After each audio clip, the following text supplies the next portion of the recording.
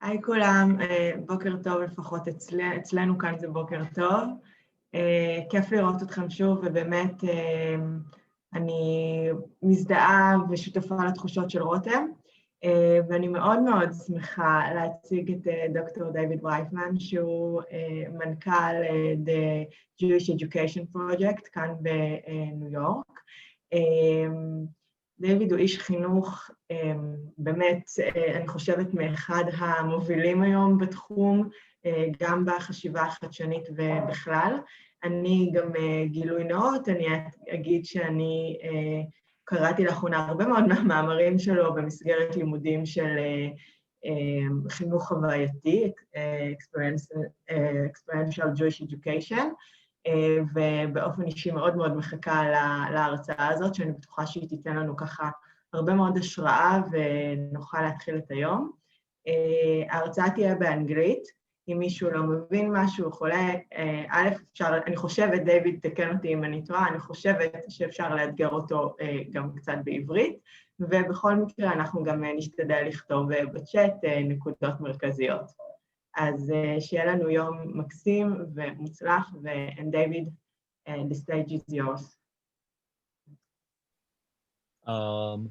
Good morning, Boker Tov. Not only is it in English, it's in Australian, so it might even be more difficult for people to understand, but we will see what we can do.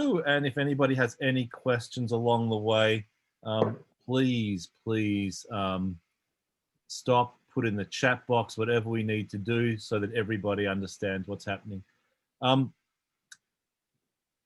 It's a presentation, it's a lecture, it's Zoom. It's not the way I'd like to do this. I would love to be with you all in person, and maybe next year I will be. So what we're going to try and do today is a bit of an understanding about the future of Jewish education, and I'm going to try and talk to you a bit about myself in the context of Jewish education. And as you'll see, more importantly, I think, I want to start hearing about all of you as well. So let's get started. How are you all feeling today? איך אתה מרגיש היום? It's a simple question. I know it's very simple, but I want you to actually try and answer it as well. So in the chat room, I want you all to write your name, where you're from, and how you're feeling today. So for example, my name is David, I'm from New York, and I'm very nervous.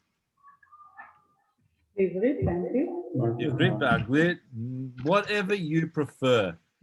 And I am trying to see my chat at the same time. Where are you, chat box?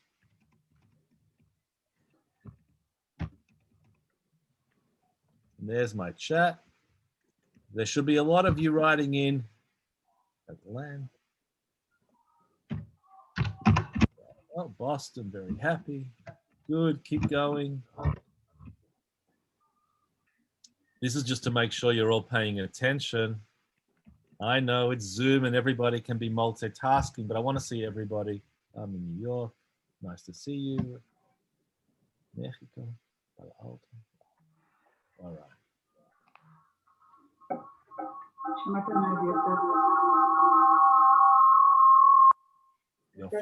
Thank you, everybody. Keep going. Stress? No, we'll get rid of the stress. At least for the next 45 minutes, we'll get rid of the stress. Oh, mixed feelings. Okay. All right. There's a lot of things coming in, which is very good, and good to see people from all over the world and the country coming in. So let me tell you a bit about myself and a bit about my own background. It's sort of important and not really. So one of the things I want to tell you is my favorite word in Hebrew is melafefon chamutz. I've got no idea why. I just like the sound of it. And there's something about the sound of this word that every time I heard it brought a smile to my face. Melafefon chamutz. This might not seem important to you now, but in a few minutes, maybe it will.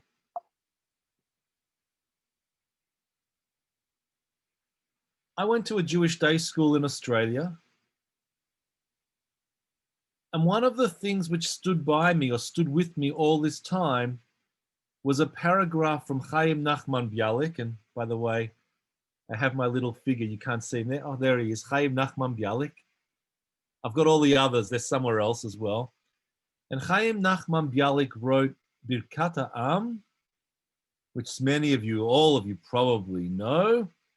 And the first verse of this stayed with me for a long time in my life when I was learning Ivrit in a Jewish day school in Melbourne, Australia. This is a picture of me in my gap year in Israel. You can see things changed, but even then, these words stuck with me. A couple of weeks ago, and I'm trying to not make this sound like a political statement, but Joe Biden makes a speech, and in the speech, he says, the Bible tells us to everything there is a season, a time to build, a time to reap, a time to sow, and a time to heal. And I'm sure everybody in America is all thinking about Pete Seeger. And they're all thinking about the song that he sings. A time to build a time. You know the song. And this guy, Breyfman in New York, all I can think about is my teacher in 7th grade who taught me Kohelet. And all I'm thinking about is Tachat HaShamayim, a time for experience under heaven. And I'm wondering what's taking place in my mind that's making me think about this and everybody else thinking about Pete Seeger. I need a volunteer. Now, this is awkward, I know. Someone on Zoom is now going to put their hand up and want to speak to me in English for about 3 minutes, but I need a volunteer. Imagine this is in an auditorium. Ariella Sabag, I saw you first. Were they hands up? It was like this. No. All right, that's good enough for me. Are you prepared to talk to everybody, Ariella? I try. Okay. I don't know Ariella. I've never met her before. Ariella, tell me a bit about yourself. Tell me where you are, where you're teaching, where you're from. I'm teaching in Budapest in the Lauder school. I'm from Israel, from Kibbutz Genosar on the Sea of Galilee. I have a very nice girl. She's 10 years old. Her name is Rotem. And yeah, I like what I'm doing. Ariella, tell me about your name. Where did you get your name from? Who gave you the name Ariella? We just had a nice lesson about names. That was really important. I got my name from Aryeh. Aryeh was a pilot, and he died in the war in 1967. I was born a few months later. He was a cousin of my mother, so they decided to call me Ariella. Ariella, how did your family get to Israel?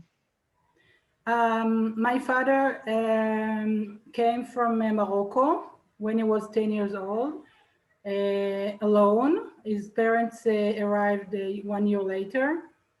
My mother was born in Israel a few months after her parents flew from Germany in 1939. In 1939.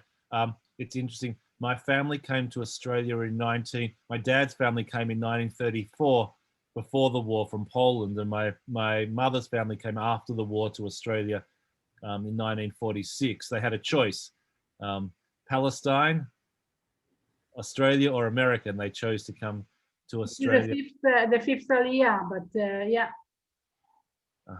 Ariella, tell me, why did you decide to go to Budapest? I decided to go to be a shlicha. I wanted to be in Europe because I have a European passport. I speak German, so I thought it will be nice, and it's not so far. I thought I can visit every weekend, but because of the corona, we're here. I'm a single mother, so I wanted to be not so far from Israel, from my family, my parents, and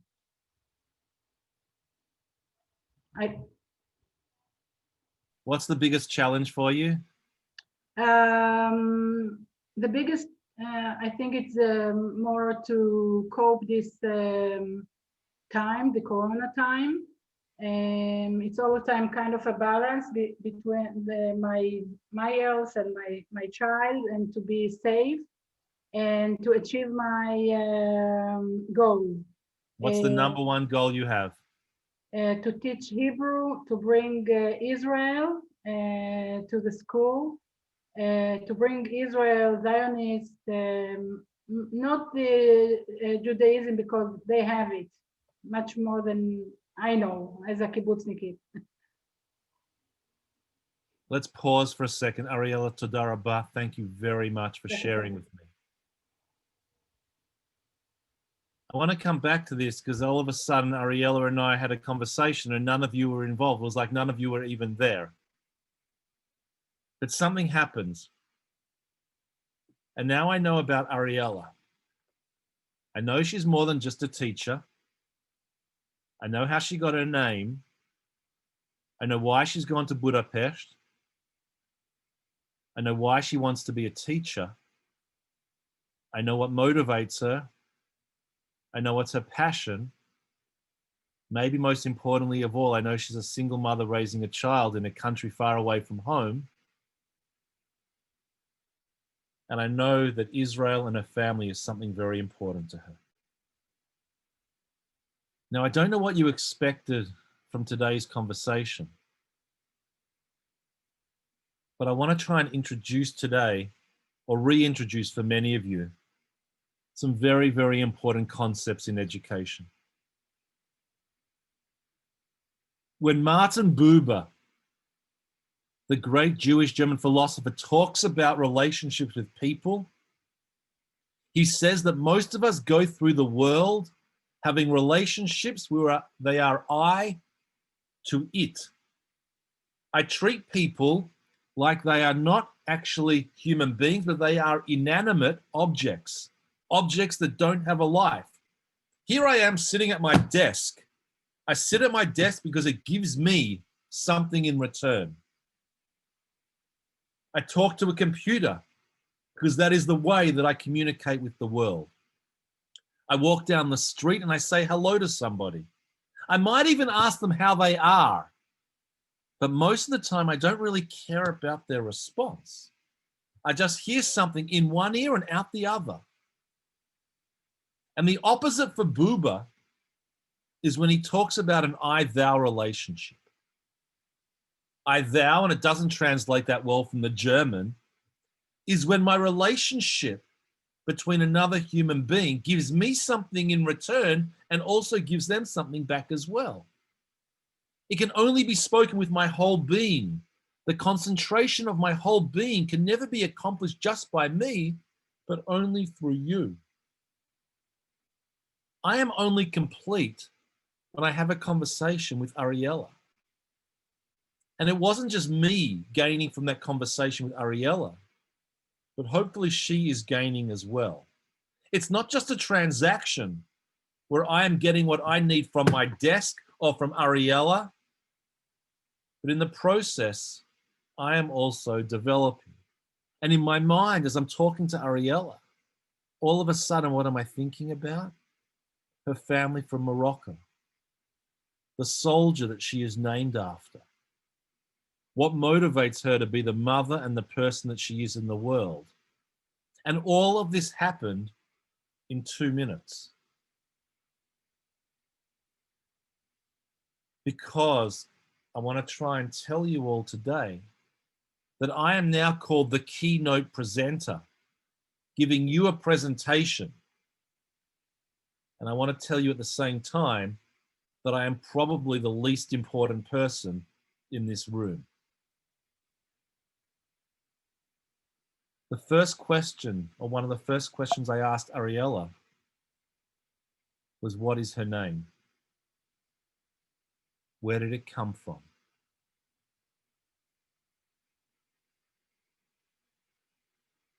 This is something that is familiar to all of you. You all know L'kol ish yashem shenatan lo Elohim v'natnu lo aviv ve'imo. You all know what is in a name. What is your name? Where did your name originate from? What is your story? And one of the things I want to try and talk about today is this might be the only thing in education that actually truly, truly matters. Hopefully we can use Zoom and do this. I'm going to break you up into groups of 4 people for about 12 minutes. That means you each have 3 minutes each to tell each of those people, what is your name? Where did your name come from? And what is your story? Hopefully, Hila, someone's going to push a magic button and you're going to have 12 minutes to come back. We're doing it right now. Yofi, I'll see you soon in 12 minutes. I don't know what happened in your conversations. I know what happened in our conversation. It's one of those things about a conference where when you're in person, you get to meet everybody over lunch or at the coffee. When you're coming on Zoom, it's not always easy to do. What I want to try and get you to think about is this guy had 45 minutes to talk to you and he gave 15 minutes just to you to talk to each other. Why? Why does he think that Zelda's poem is possibly the most important part about Jewish education? I'll come back to it in a second. Jewish education, what is it good for? There's a song in English which sounds similar when it asks the question about war, but that's another question. It says absolutely nothing. I'll say Jewish education is good for a whole lot of very, very important things. And I want to talk to you a bit about a non-Jewish educator that some of you might know about. His name is Paulo Freire, and he comes from Brazil, and he's born in 1921. And he has this concept about education, which is really, really important. He says most people think about education just like they're going to the bank. The teacher, who knows absolutely everything, walks into a classroom with a whole lot of empty piggy banks, money banks. And the job of the teacher is to deposit little bits of information into these empty vessels of students, just so that they know just a little bit more information. Never to be quite as smart as the teacher, but just a little bit smarter every single day. The job of the teacher is to put money into each empty vessel so that children know a little bit more. Now, Freire is living in very, very poor conditions in Brazil, and he says this is not good. And we don't need to go too much into his background, but it's important to understand why he's not popular in America. He's not even that popular in Israel. He's not that popular in many places, because what he basically says is that education is designed to keep poor people poor, to make rich people richer, and to perpetuate society's inequalities. But he says, and he's a bit of a revolutionary, that education needs to be exactly the opposite. Now, this is a really complicated quote, but I need everybody to pay attention. And then I'll do something that I've never done before. My son was looking over my shoulder. He's 11 years old. And I said, this is really difficult. And he says, why don't you try this? And he says, why don't you put it into Google Translate and see what happens? So we'll see if it actually works. I haven't double checked the translation.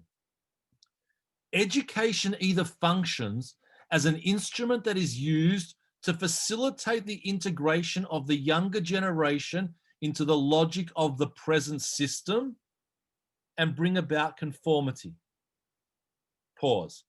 Education either functions as an instrument to make young people just like the system they are born into. Or, and this is what he believes, it can become the practice of freedom, chofesh, the means by which men and women deal critically and creatively with reality and discover how to participate in the transformation of the world.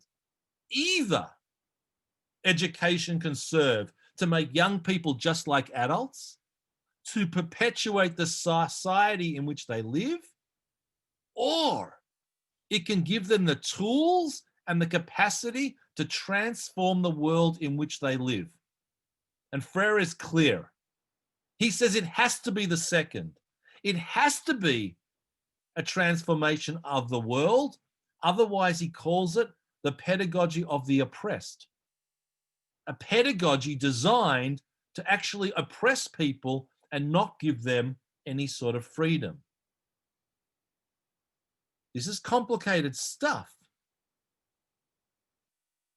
Because then all of a sudden, I'm going to ask you the question, when you're teaching Hebrew language, what on earth is Breifman talking about?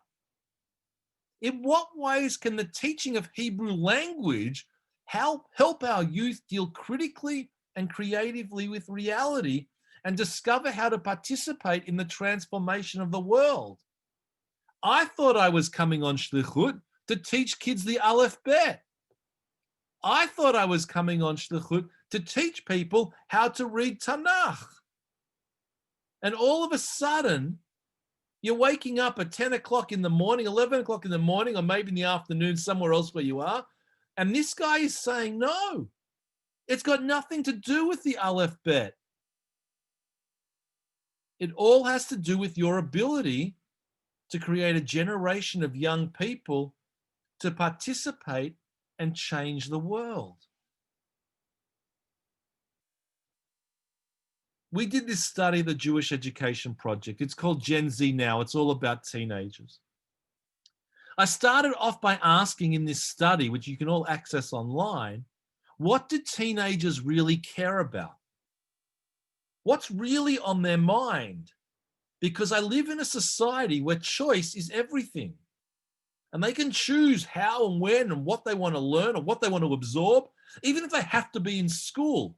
They can choose if they want to pay more attention to mathematics or physics or English or whatever it might be. They can choose what to absorb. And putting all the educational theory together, we said, if Jewish education is to matter in the world today, if it is going to make one bit of difference, it has to answer one of these questions.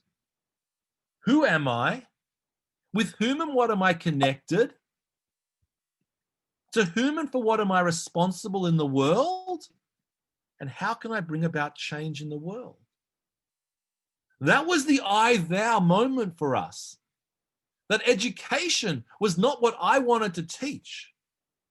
Education was not about my curriculum. Education was not about me with my PhD. Education was not about Eliezer ben Yehuda and his commitment to the Hebrew language. It was what the kids, what the youth were willing to absorb. There's a famous movie called Stand and Deliver where the teacher walks into a school in LA and he's trying to teach calculus. I do not teach calculus, he says. I teach young people. Calculus is my vehicle. Hebrew becomes the vehicle. And this is really, really important. The most important thing in the room is the student and the learner, and not so much about the curriculum itself. Now, all of this is getting really confusing because still I think I'm teaching Hebrew or I'm teaching Yahadut. And it gets even more complicated. Because if people want to ask some questions, please ask them in the chat. If you can ask them in the English, it'll be easier for me to answer them as we move through. Because it gets complicated. And for 10 months, it's become more complicated. Because Corona comes. And the whole world turns upside down.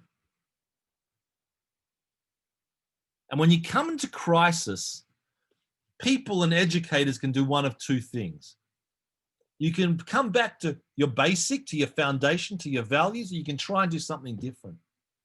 And everyone's telling us all these words they're throwing at us. Pivot, change direction. There's going to be a new normal. Start scenario planning, innovate, take control. It's a marathon, not a sprint. It's exacerbating pre-existing conditions. All of these are slogans. All of these are things that when Corona comes, we've been told we need to change. We need to do something different. And I think the message that I want to give all of you today is now is not the time to be changing why and how we teach. Now is the time to reaffirm why we teach. The purpose of Jewish education is clear. It is not to make people more Jewish.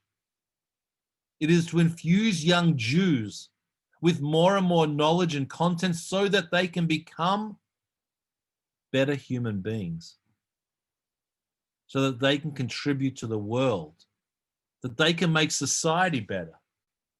And if you go into a classroom every time and you think, my job is not to teach them the curriculum, my job is to teach them how to be humans, it's a very, very different, but perhaps the most important mindset that we as educators can take. We'll talk about this and we'll finish with this. At the end of the session, I'm going to wish you all a Chanukah Sameach. Chanukah, the Shoresh. Hanoch, al pi darko. We've heard it so many times. To educate, to train. Look at the translations. What's the difference between training someone, educating someone? Importantly, what's the difference between dedicating someone? So what's the pandemic taught us about Jewish education that becomes so important?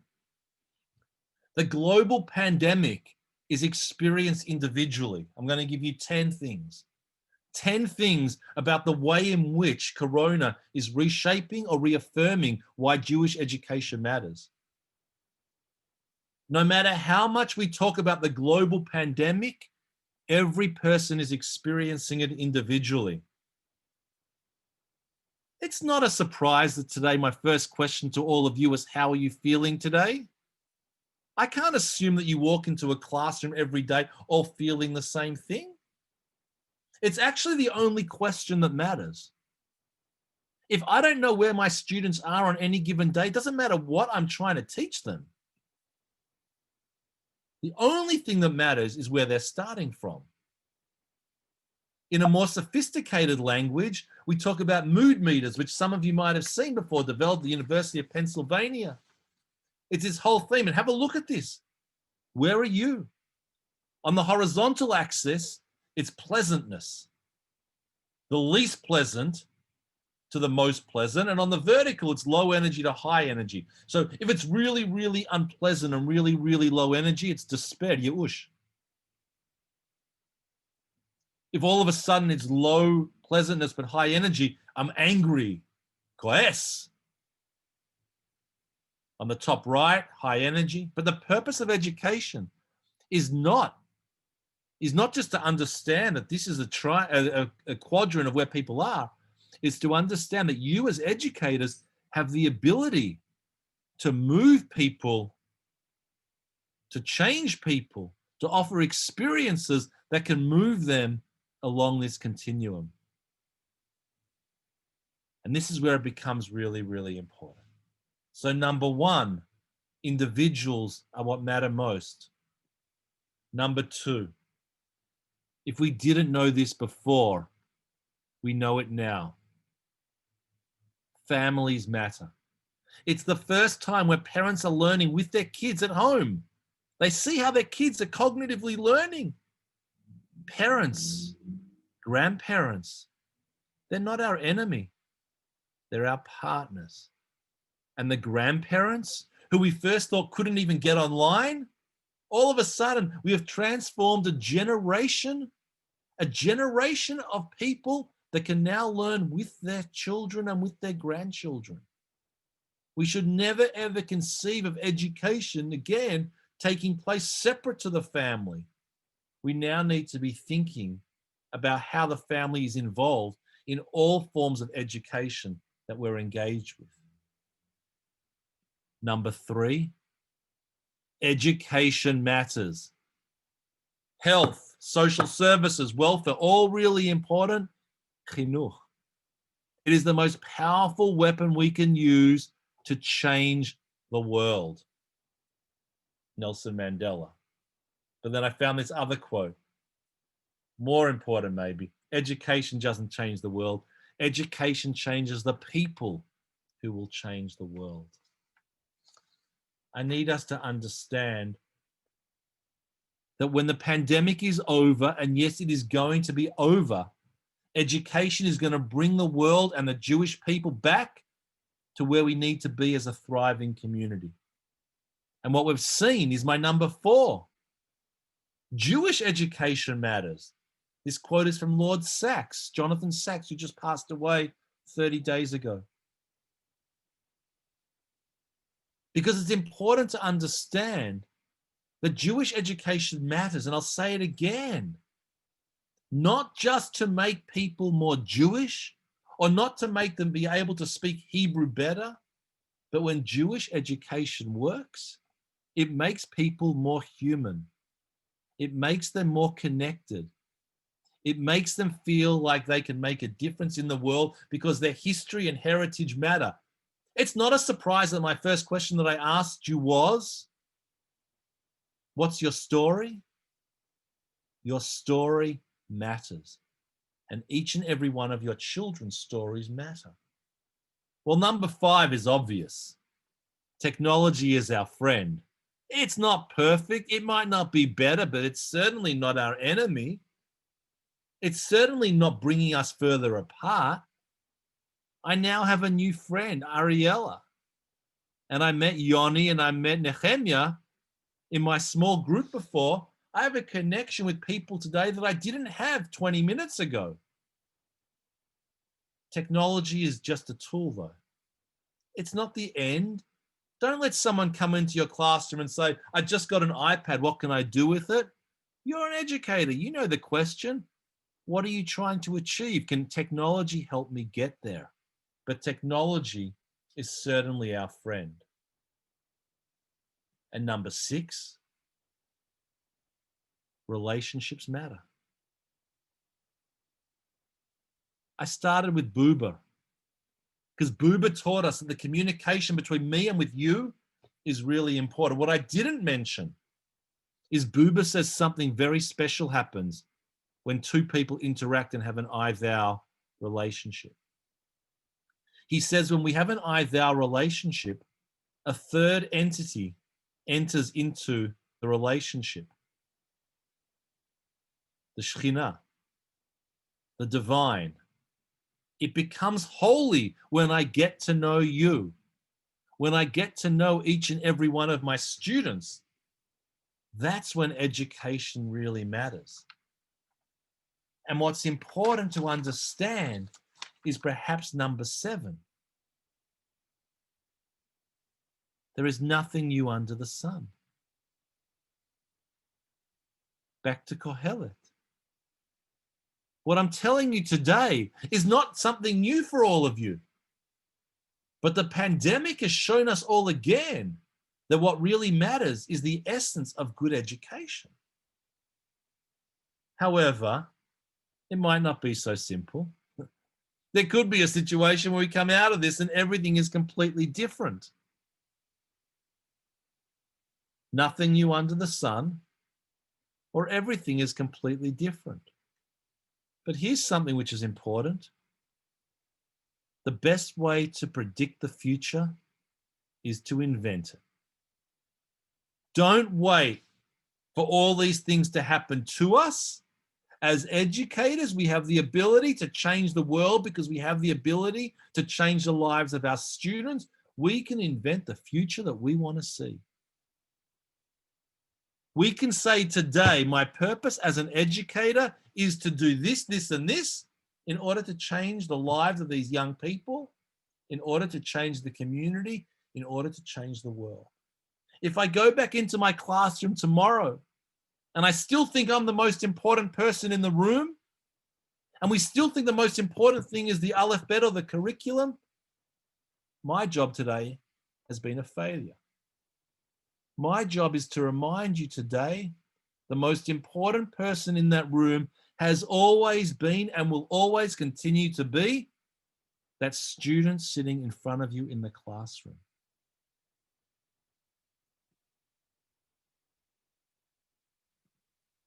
The Melafefonim, the Melafefon Chamutz matters. It's really important. The mundane, the everyday, the things that I see every day matter.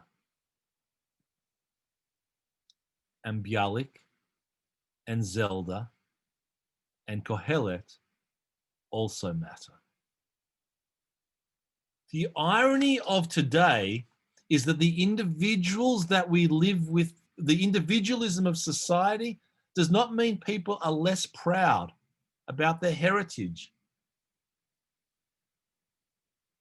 The irony of today, that the more individual societies become, the more individuals in societies become, the more they like their own history and their own collective story.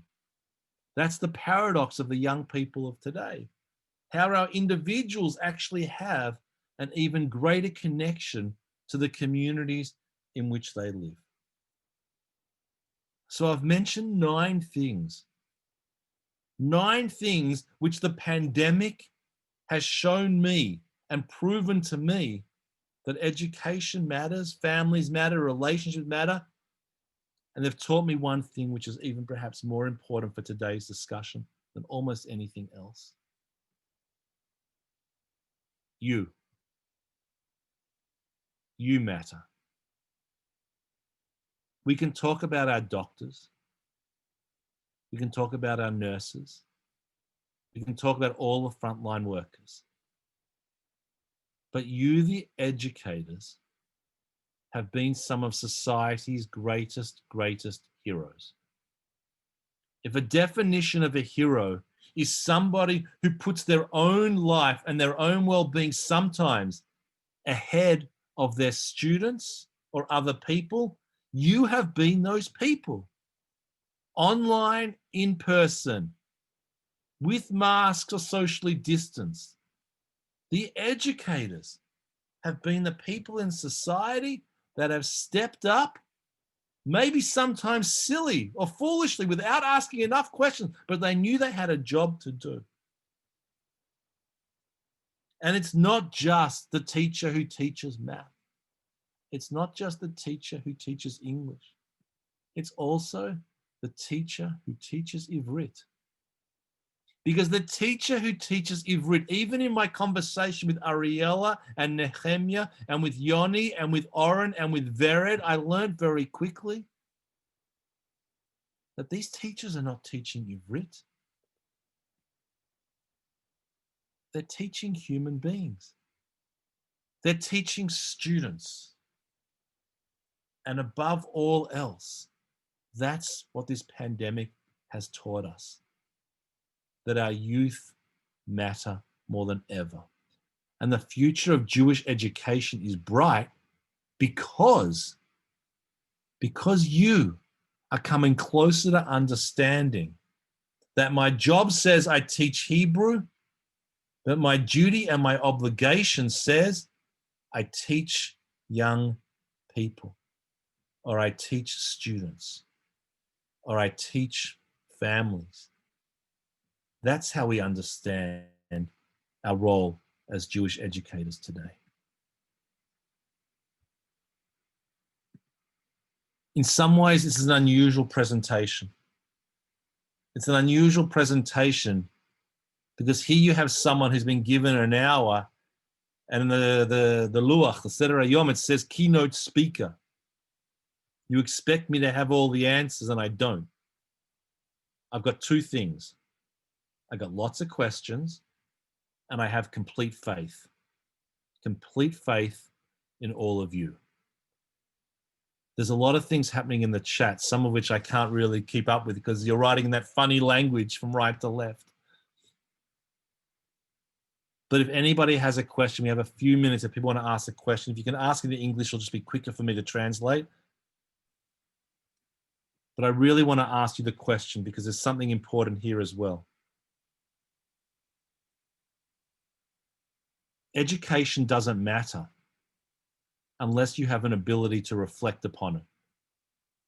Unless you have an ability to think and for something to actually change.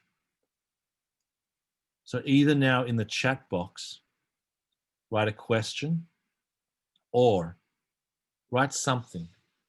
What is one thing that this guy just said to you that is making you think even a bit differently about the work that you do, about the role that you play? So pause, reflect, and write a chat.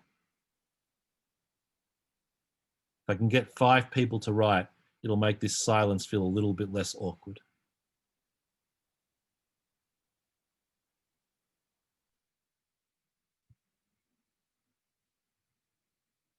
Yofi, toda, thank you.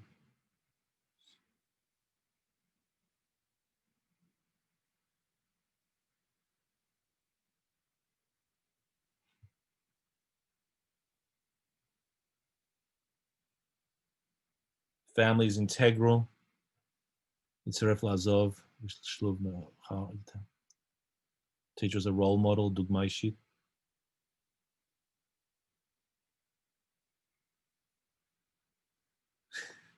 Hebrew teachers matter, most important.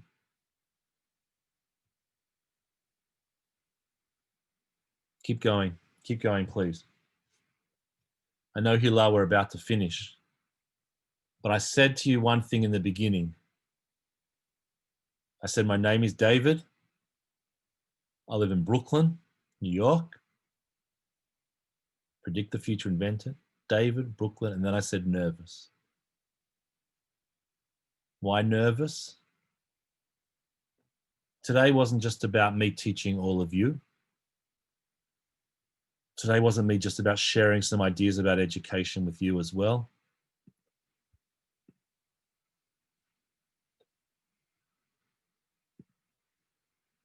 Today is also the 5th anniversary of the passing of my mother, and I dedicate today's teaching to her. And I want to place a little guess here without knowing many of you or any of you, that whenever you walk into the classroom, you bring someone else with you every single day. And in Jewish education and in Hebrew education, I can almost guarantee that that is the case. But today, in honor of my mother, I teach and share with you all that I can about Jewish education. And I finish by saying Toda Rabah to all of you. Because not enough people take the time to actually say to you, you are our heroes. You are the ones that we are all grateful for, because every single day you teach and you share, not just of yourselves, but of our collective history and our identity. And when I say to all of you, a Chanukah Sameach, I want you to remember, Chanukah is not lelamed. Chanukah is a dedication. And that every time you go into a classroom in the role of mechanech, to impart chinuch, you are actually dedicating each and every life of every student. So from me to all of you, a Chanukah Sameach, and I hope and I wish that Hila will invite me to come and speak to all of you and to meet all of you in person, and may we all meet in person sometime very soon. Toda Rabah. Not a problem at all. David, thank you so much. I think I'm gonna switch to Hebrew. אני חושבת אני מקווה שזה ענה לציפייה של כמו שהתחלנו לפני שנתת את אני לא אגיד הרצאה, אני אגיד את החוויה הזאת, החוויה הלימודית הזו. ויש הרבה מה לקחת. כבר היו כמה שביקשו את המצגת. We're going to ask all the presentation, we're going to ask it from David hopefully, and we're going to send you all the information. חברים, תודה רבה שוב לכם שאתם כאן. כאמור, אנחנו יודעים שזה לא מובן מאליו, אנחנו יודעים שזה קצת יותר קשה עם בתי הספר וכולי, ואנחנו מאוד מאוד מעריכים את זה, ונראה לי שזה חשוב לכולנו גם ביחד הזה. רותם, זה נראה שאת רוצה להגיד משהו? בבקשה. אני רוצה, לא, פחדתי שאת תשחררי לי אותם להפסקה. לא, אני מסתכלת עלייך כל הזמן. סבבה. דייוויד, תודה רבה, ממש. It was very inspiring and moving, and באמת, I hope it will be for עילוי נשמתה של your mother, באמת, amen. And we wish you a Hanukkah Sameach, and thank you, and באמת, hopefully we'll get to see you in person, and not only on Zoom. But considering the situation, it was באמת very, very, באמת an experience, אז תודה רבה. אני רוצה, לפני שנצא להפסקה, אם מישהו רוצה להתייחס, להגיד, אני כן אגיד ניסיתי קצת לכל מי שלא עקב אחרי האנגלית, וגם במבטא, ניסיתי קצת לתרגם לכם תוך כדי בצ'אט, אני לא יודעת עד כמה זה היה תרגום סימולטני, מזל שיש לי עבודה אחרת, אבל אם מישהו רוצה בכל זאת להתייחס, להגיד כמה דברים, אני אגיד שהסיפור הזה של המשפחה, שהוא דיבר שהמשפחה היא חלק חשוב בלמידה, אנחנו כולנו רואים את זה, כולנו שותפים ללמידה של הילדים שלנו, וכולנו פתאום רואים שאנחנו צריכים הרבה יותר את המעורבות של ההורים. יהיה לנו היום עוד סשן, מי שלא נרשם, עם דנה סנדרס, שגם תדבר על זה, על בעצם חינוך שקורה יחד עם ההורים. כשליחים זה משהו שאתם עושים גם ככה, אבל עכשיו הוא עוד יותר חזק. והסיפור של ראיית הפרט ובני אדם. אז אם יש עוד מישהו שרוצה להתייחס, ואז נצא להפסקה קצרה.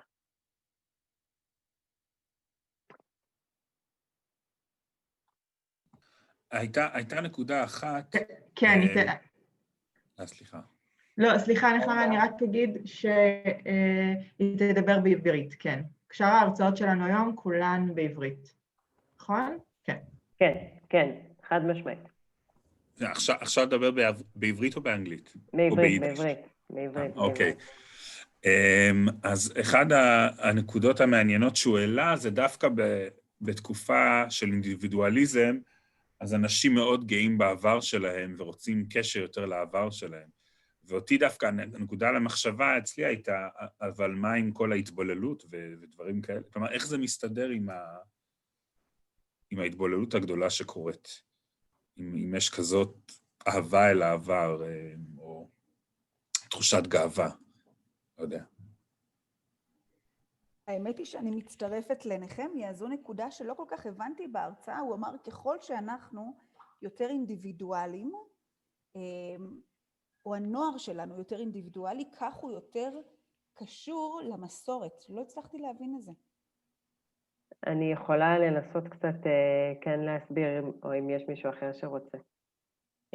אבל היום מדברים על זה שבעצם... David is still here. מעולה. I'm eavesdropping. So do you want to explain? Look, the biggest surprise of the last Pew study, which came out about Jews in America, the one thing which caught everybody by surprise was 93% of Jews are proud. 93%. When a sociologist sees 93% of anything, it's an amazing phenomenon. But what it also showed us was they weren't proud of their parents' or their grandparents' Judaism, or they weren't necessarily proud of what Israeli Jews think it means to be Jewish. They were proud of a whole lot of other things. What you call hitbolelut, they call another form of Jewish expression. Otherwise, they wouldn't be proud of it. It might not be that they're doing exactly what you or your grandparents thought that they should be doing, but there's something pretty amazing happening, not just in America, but also in parts of Europe, where young people are rediscovering in staggering numbers connections to their history and heritage that we never thought possible. Obviously, I can't answer the whole question now, but all to say, it's not your Sufta's Judaism, but they're still incredibly, incredibly proud.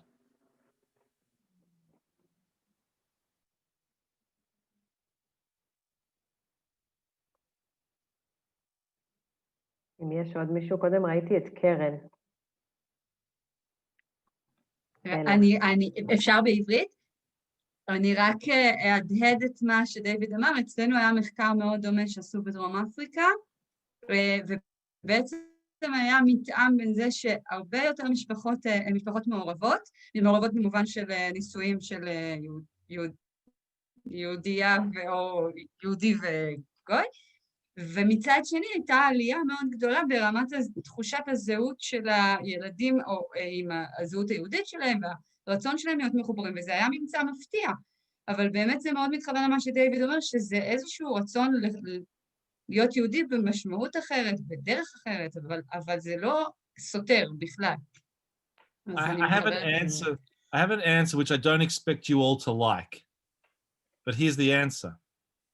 If a Jew marries a non-Jew and you say to them, you have sinned or you have done something wrong about the Jewish people, I 100% guarantee that they won't want to be part of your community.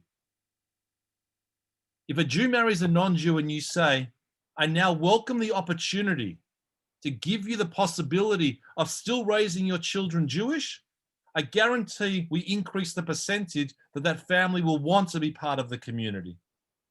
It might not be what your hashkafa is, and it might not be your ideology, and it might not be the halacha that you're used to, but that change in mindset can actually change the whole demography of the Jewish people. The question in front of us is, are we ready for that change? And I'm not sure we're ready for the change. The change in Israel is very different to the change in America and South Africa and Australia. But it's a question of where we are. Are we a people that want to accept the largest number of people who want to be Jewish? Or are we going to put gvulim, borders? And now, I can't have that whole debate with you now. There's not a right or a wrong answer. I just know what happens when we tell people, when we tell someone they are no longer included, I guarantee they no longer want to be included. We have a decision to make as a people. Hilar, we have a long conversation ahead of us. Yes, yes, we do. I know you have to go in. What? Not a question, I have a comment. אבל אנחנו חייבים... אביתר, אני מצטערת, אתמול אני נתתי לך יותר זמן, אז היום אני לוקחת אותו חזרה. אתה רואה, זה מגיע לך, פעם הבאה תעמוד בזמנים. חברים, אני מצטערת, רותם, אם יש לך עוד משהו להגיד, אם לא, מעולה.